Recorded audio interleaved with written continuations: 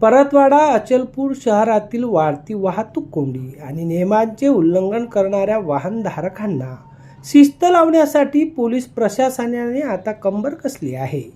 गेल्या काही दिवसापासून शहरात विनापरवाना वाहन चालवणे, एका दुचाकीवर ट्रिपल सीट प्रवास करणे, सायलेन्सरमध्ये फेरफार करणे, कर्कश आवाज करणाऱ्यांचे प्रमाण वाढले आहे। या पार्श्वभूमीवर परतवाडा पोलिसांनी विशेष मोहीम हाती घेऊन शेकडो वाहनांवर कारवाईचा बडगा उगारला आहे।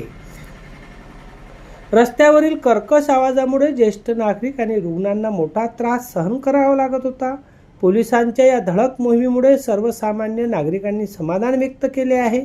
रात्रीच्या वेळी मोठ्या आवाजात गाड्या पळवणाऱ्यांमुळे शांतता भंग होत होती। त्यामुळे या कर्कश आवाज चालवणाऱ्यांना तरुण आपल्या दुचाकीच्या मूड सायलेन्सरमध्ये बदल करून फटाक्यासारखा आणि किंवा मोठा आवाज करणारे सायलेन्सर बसवतात आणि अशा वाहनांवर कारवाईसाठी पोलिसांनी विशेष मोहीम सुरू केली आहे। सोबतच परवाना सोबत नसणाऱ्यांना किंवा परवाना नसताना वाहन चालवणाऱ्यांवरही दंडात्मक कारवाई केली जात आहे। ट्रिपल सीट वाहन चालवताना भरधाव वाहन चालवून अपघाताची भीती निर्माण झाली होती, त्यामुळे पोलिसांनी ही कारवाई सुरू केली आहे।